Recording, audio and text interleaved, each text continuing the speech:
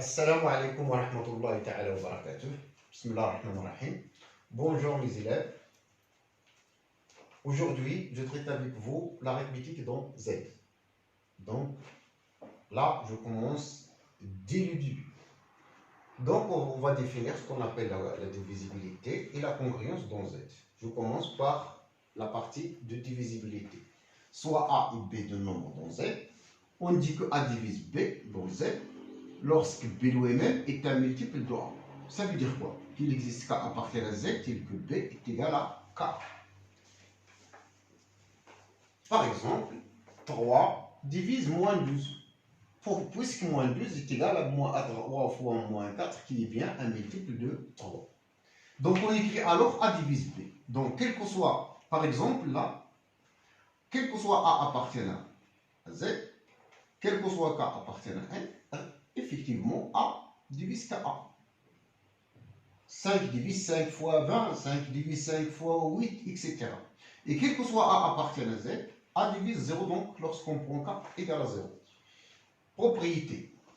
Pour tout A, B, C, D appartiennent à Z, si A divise B et B lui-même divise C, alors A divise C. Si A divise B et B divise A, alors valeur absolue de A égale valeur absolue de B. L'autre cas est évident. Donc c'est pour cela qu'on s'intéresse beaucoup au cas direct. On a effectivement l'équivalence, mais le cas le plus intéressant pour nous, c'est le sens.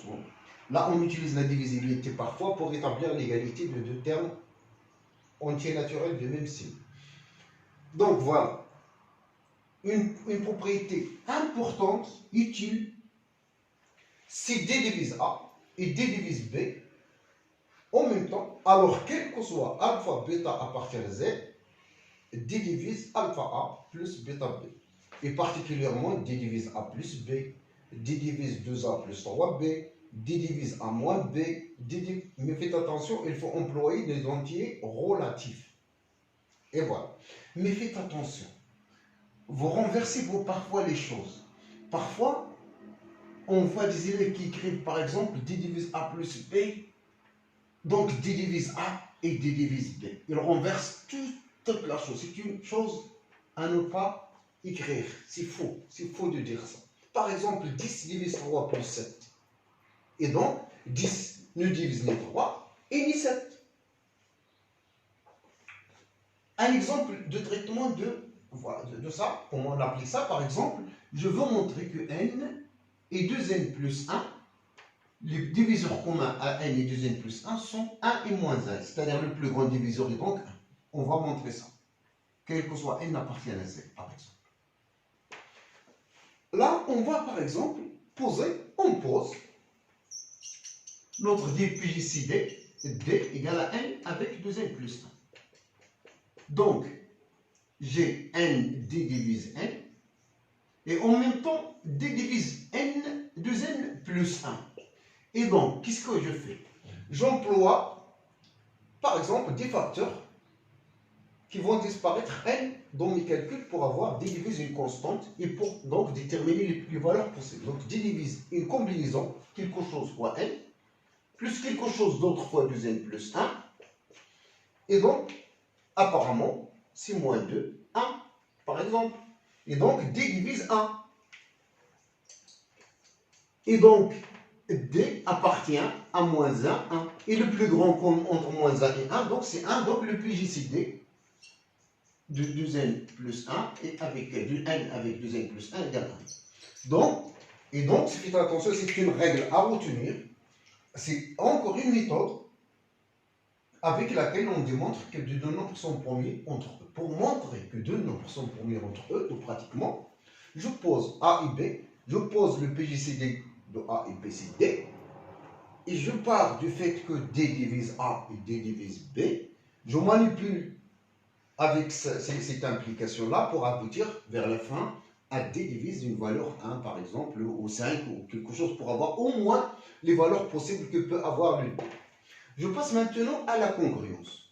On dit que A est congru à B modulo n lorsqu'A moins B est un multiple de n.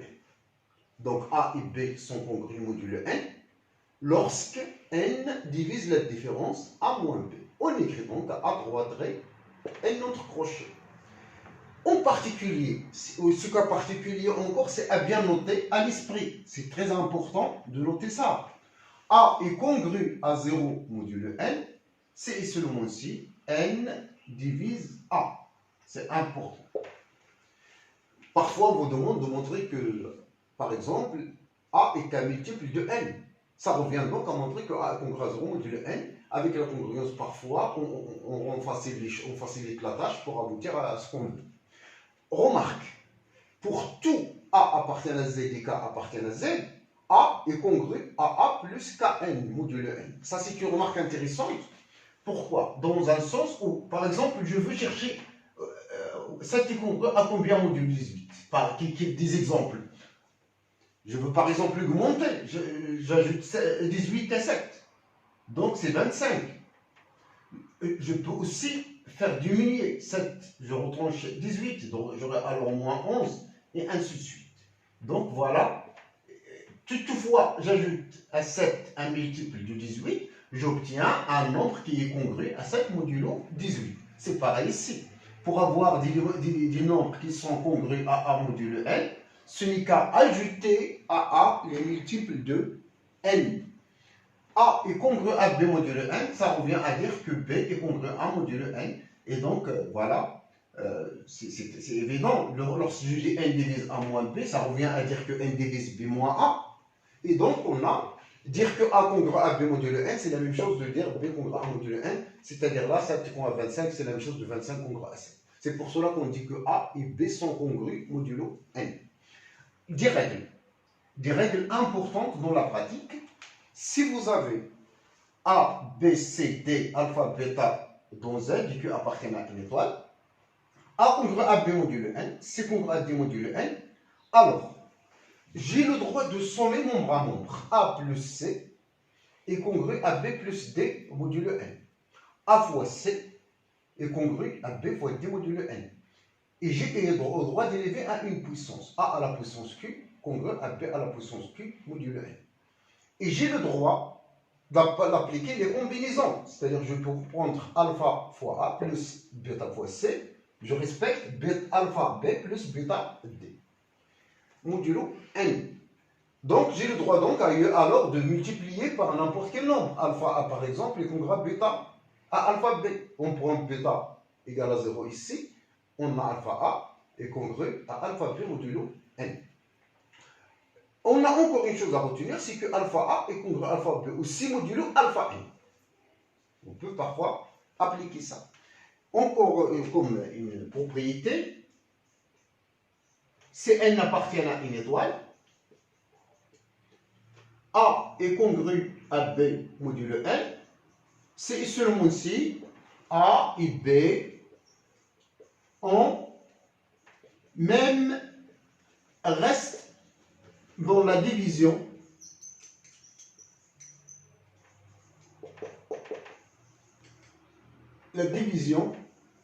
euclidienne de par n. Donc, dire que A et B sont congrus modulo n, ça veut dire que lorsque j'effectue la division de A par n, j'obtiens un R. Et bien sûr, ce R-là, je sais bien qu'il est entre 0 et n-1. J'obtiens un quotient qui ne m'intéresse pas. La même chose, je fais la division, j'obtiens le même reste. Lorsque A est congru à B, c'est le même reste modulo n. Et donc, si A est congru à R modulo n avec R entre 0 et 1 et n moins 1 d'une manière large, alors n'hésitez pas de dire que R est le reste dans la division euclidienne de A par n. Donc voilà le terme important de la congruence pour les premiers termes juste. Donc là, donc voilà, on a le droit de sommer membre à membre, de soustraire membre à membre. de multiplier par un scalaire, de sommer les combinaisons. Voilà. Je passe maintenant à une autre partie du cours. C'est le plus grand commun diviseur. Donc, la définition. Soit A et B appartiennent à Z, le plus grand commun diviseur de A et B, il est défini avec son nom. Et l'ensemble et l'entier au naturel D, et l'entier naturel D tel que D sur max des delta qui appartiennent à Z, qui sont à la fois des diviseurs de A et diviseurs de B. Donc, dans tous les diviseurs de A et les diviseurs de B, je prends l'intersection. Le plus grand élément dans cette intersection, ça constitue donc le PGCD de A et B. Donc, le PGCD de A et B, c'est le plus grand élément. Il est donc positif, qui appartient à l'intersection des diviseurs de A avec les diviseurs de B. Si A égale à 0, le PGCD de A avec B est tout le temps égal à la valeur absolue de B. Une remarque, le PGCD entre A et B, c'est le PGCD entre la valeur absolue de A et la valeur absolue de B. Propriété. Pour tout A, B appartient à Z, et pour tout D appartient à Z. D divise A et D divise B, c'est équivaut à D divise le PGCD entre A et B. Ça revient donc à dire que D est à la fois un diviseur de A et de B, veut dire que appartient à DA inter B, équivaut à D est tout simplement un diviseur de PGCD de A et B. Donc, d'où l'intersection. Ça veut dire appartient à DA, D de A, les diviseurs de PGCD de A et B. Donc, les diviseurs de A, inter les diviseurs de B, c'est juste les diviseurs de leur PGCD. Par exemple, je veux voir les diviseurs de 12 et 16, ou moins 16. Donc, les diviseurs communs à 16 et à 12 et à moins 16 sont juste les diviseurs de leur PGCD. Si je calcule le PGCD, j'obtiens 4. Donc, les diviseurs communs sont les diviseurs de 4, qui sont plus ou moins 1, plus ou moins 2, plus ou moins 4. Ce sont les diviseurs communs entre 12 et moins 16. Maintenant, je passe à l'autre propriété. Le PGCD de AC avec BC, c'est la valeur absolue du C, le PGCD de A et B. Le PGCD de AB avec C égale au PGCD de A, BC. Et le PGCD, bien sûr, de A avec B, c'est B avec A. Donc c'est une sorte d'associativité qu'on verra lors des structures algébriques. Une propriété intéressante encore dans les exercices, le PGCD entre A et B égale à D, ça revient à qu'il existe A', B' appartient à Z, tel que A égale A', B égale B', et le PGCD entre A' et B', c'est 1. Donc, l'avantage de cette propriété-là nous ramène d'un problème où il y a un PGCD d'une manière générale à un PGCD particulièrement égal à 1. Donc, on débarrasse de A et B dans les calculs et on travaille seulement avec A', B', et après on retourne à ce qu'on veut pour le A et B. Donc voilà. C'est une propriété très très utile à noter par cœur, c'est vrai. Et donc, normalement, cette propriété, ça découle de cette propriété. Puisque j'ai le droit d'écrire A, c'est un certain A' fois D, B, c'est un certain B' fois D, et je sors le D après simplification, on obtient A', B' égale 1, et l'inverse est évident. La dernière chose, ou l'avant-dernière chose, si vous avez le PGCD connu égal à D est égal au PGCD entre A et B, alors il existe alpha bêta appartient à Z carré, tel que D est égal à alpha A plus bêta B. Donc il existe des entiers naturels relatifs. Alpha bêta tel que D est égal à alpha A plus bêta B. Faites attention, là c'est une implication. La réciproque n'est pas vraie. Il n'est vrai que lorsque j'ai le cas particulier du théorème de Bézout. Donc, une dernière chose pour finir. Si vous avez